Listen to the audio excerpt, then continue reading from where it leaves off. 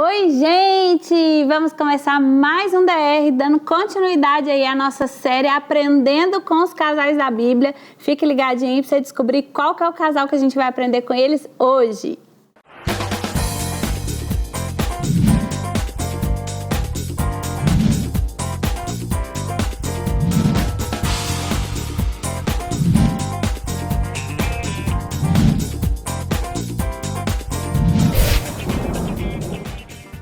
Ei, gente, a gente tá muito animado aqui, porque essa série tá demais, né, amor? Tá demais, tá muito legal. A gente vai aprender com um casal hoje fantástico, que a gente ama, mas teve seus errinhos também, e a gente vai aprender com eles também hoje, É isso que aí. é Isaac e Rebeca. É isso aí. O que Isaac e Rebeca têm para ensinar pra gente hoje? Casal mais fofo da Bíblia, né?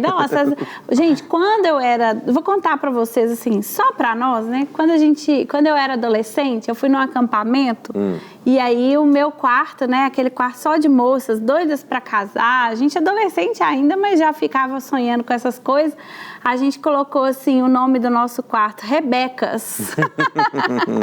Porque a gente queria ser encontrada pelos Isaacs, Olha né? só. E aí um dia a pastora que acompanhava a gente, né, que cuidava da gente, sentou com a gente e falou assim: deixa eu contar um pouco da história para vocês. A gente desiludiu um pouquinho, porque a gente só pensava na parte romântica da coisa, né? Mas eu sei que toda Rebeca aí sonha em encontrar o seu Isaac, né? E tem essa história de amor, né? E ó, a história é legal, é bacana, eles são um casal lindo, né, vida de oração, obedientes a Deus, mas eles tiveram um BOzinho. A gente está falando sobre aprendendo com casais da Bíblia. Então, esse casal aqui, ele vai ensinar pra gente uma coisa que ela vai ser pós-casamento e pós-conhecimento. Porque a história realmente é linda, né? Abraão mandou buscar uma esposa para Isaac, né, no meio da parentela dele, encontrou uma moça linda, bacana, bonita. Que atingiu todos os requisitos. Cumpriu tudo que ele exigiu para ser uma esposa de Isaac, né? E Isaac, ao mesmo tempo, já era um rapaz já formado e ele tinha esse delay. Acho que ele tinha um delayzinho que o pai dele precisou correr atrás de uma esposa para ele. Mas eles foram se casar, se amaram e viveram uma vida bonita. Até que os filhos chegaram. E aí que começa a coisa que a gente quer aprender.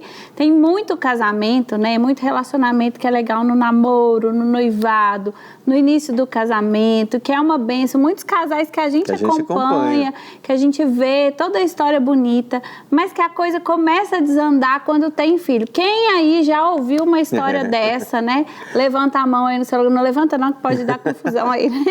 Mas todo mundo já ouviu uma história dessa, ou realmente é a história, né? Infelizmente, uma bênção de Deus, a herança do Senhor, que são os filhos, acaba atrapalhando o relacionamento ali do casal, e pensa né? nesse contexto. Isaac, eu acredito que era um filho mimado. Desculpa essa aí. Teoria do Minha lado, teoria. Viu, gente? Isaac era mimado. Por quê? Porque era o filho da promessa. O cara era esperado. Tinha uma expectativa muito grande sobre a chegada dele. Então, eu olho para a vida de Isaac ali, só da atitude do pai dele ter tomado essa iniciativa de ir à frente da escolha dele, eu acho que é uma coisa a se pensar. Isaac não era novinho não, né? Não era um rapazinho não, já era um rapazinho, velho. não. Mas então a gente olha para essa história e começa a pensar assim, sobre as famílias, como se formam. Né? Então, muitos filhos hoje, eles são protegidos pelos pais, até das escolhas que eles têm que fazer. E na hora que chega a hora mesmo de tomar a decisão, treme, vacila, não tem aquela coragem de tomar e se torna talvez uma pessoa neutra no casamento, que fica esperando sempre o outro tomar a decisão. São vários desdobramentos disso, né? Mas a gente queria focar com você de quando chega um filho, né? E de como esse filho atrapalha até a cumplicidade do casal, né? Pensa, gente, Isaac e Rebeca eram um casal muito cúmplice do outro, né? Um casamento muito bom. Mas teve uma hora, lá em Gênesis 27, depois se você quiser ler essa história, você vai lá em Gênesis 27, você vai ler a história que Isaac estava prestes a morrer, ele já estava sentindo que ele estava partindo, e ele falou com o filho mais velho dele, que era Esaú, que tinha direito à bênção, né? Falou que ele estava sentindo que estava mal, para o filho ir lá caçar, cozinhar para ele, trazer para ele um prato que ele ia, depois disso, abençoar o filho, né? E essa bênção do pai era muito importante para o futuro aí do filho, né?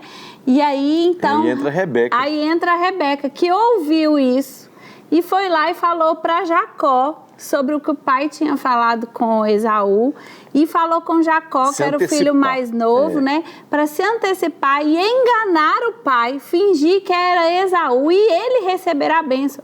Rebeca ajudou, inclusive, a Jacó colocar pelos no corpo, porque Jacó fala assim, mas meu irmão é muito peludo, né? Como que eu vou enganar meu pai? E aí, tinha um cheiro diferente, e aí Rebeca, então, ajudou Jacó enganar Isaac, todo nessa trama familiar. Ou seja, a Rebeca deixou de ser a cúmplice do Isaac para ser cúmplice dos filhos. Isso aí está errado demais. Olha a situação. Então, a gente pode trazer isso para a nossa aplicação prática, né? Porque a gente vê, eles falam que não existe filho predileto. Né? Nesse caso aqui, está claro que existiu essa predileção por um dos filhos. Então, a gente precisa analisar a nossa forma de conduzir a família, né, de criar os filhos, porque é muito difícil, são personalidades diferentes, né, a gente tem que saber administrar, e é lógico, acaba que um vai gostar mais do outro pelo jeito, a atração pela afinidade mesmo. Né? E às vezes, por exemplo, eu não vou concordar com tudo que o Eduardo faz na criação dos nossos filhos, né, e nem o Eduardo concordar comigo, mas isso não é coisa pra gente... Mas a gente tem uma aliança. A gente tem uma aliança, a gente não tem uma aliança com os nossos filhos. Isso, eu tenho uma aliança com o Eduardo. E mulher. E aí, por isso que é importante aprender com essa história, porque era um casamento bacana. Aqui não fala nada que Isaac teve outra esposa, era um casamento monogâmico, olha que legal, para um contexto que eles estavam vivendo, não tinha outra mulher na história, não tinha outra situação. Eram os dois cúmplices um do outro. E de repente, quando chegou os filhos, essa cumplicidade foi quebrada, porque a Rebeca deu mais ouvido para a intenção dela de favorecer um dos filhos, e isso prejudicou. Né? Hoje a gente deveria falar o Deus de Abraão, de Isaac e de Esaú.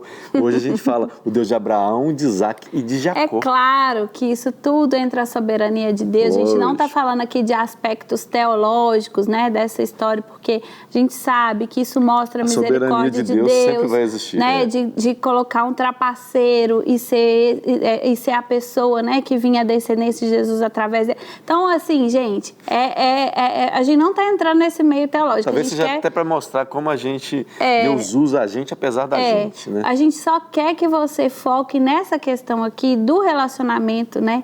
Que coisa que Rebeca foi fazer? Ela ajudou a enganar o marido. Gente, isso é muito sério. Quantas mulheres enganam os maridos nas pequenas coisas, né? Desde falar assim, não conta pro seu pai que isso aqui aconteceu, não. Né? Não faz isso, não. Não, vão comprar isso aqui escondido. Desautoriza uma coisa que o pai... O pai fala uma coisa, não, seu pai não tá aqui, pode fazer, eu deixo. Né? E deixa de ser cúmplice do casal. Vocês têm que entender que antes dos filhos, vem o marido, vem a esposa. Isso precisa estar muito certo na prioridade de vocês. Porque vai chegar um tempo, amor, que os filhos vão embora. E aí vai ficar os filhos vão embora e o que vai restar vai ser o casal. Então tem que haver essa cumplicidade, essa honestidade um com o outro, essa fidelidade. Né? Fidelidade não é só no ato de trair ou não. Fidelidade é ser fiel em tudo. Em tudo.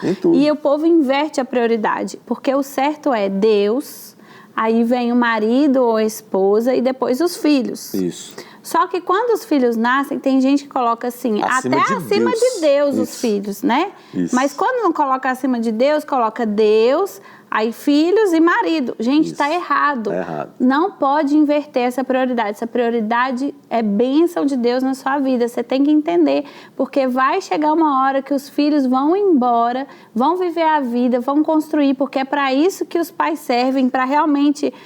mirar para o alvo e deixar as flechas, né, seguirem, mas quem fica é o casal, né? É isso aí. Então, dentro da sua casa, estabeleça essa ordem, né? A Vanessa falou muito bem, é Deus, marido, mulher e os filhos, porque se você não fizer isso, a gente não consegue, né? Hoje as famílias estão colocando o filho para comer antes dos pais, o filho come a melhor parte da comida, come antes dos avós. A melhor coisa sempre vai para a criança. Não existe o respeito nem a reverência que deveria ser dada pela hierarquia natural da família. Então vamos orar por isso, vamos pedir a Deus para estabelecer de novo essa ordem da nossa casa, né, para que a gente possa experimentar de Deus o projeto dele para a família. É isso mesmo, gente, que você seja abençoado e transformado com esses aprendizados que a gente está tendo aqui com esses casais da Bíblia, e semana que vem tem mais um casal. Qual será, hein? Qual será? Descubra na semana que vem com a gente, viu? É isso aí, que Deus te abençoe. DR vai ficando por aqui. Até mais. Tchau, tchau. Tchau.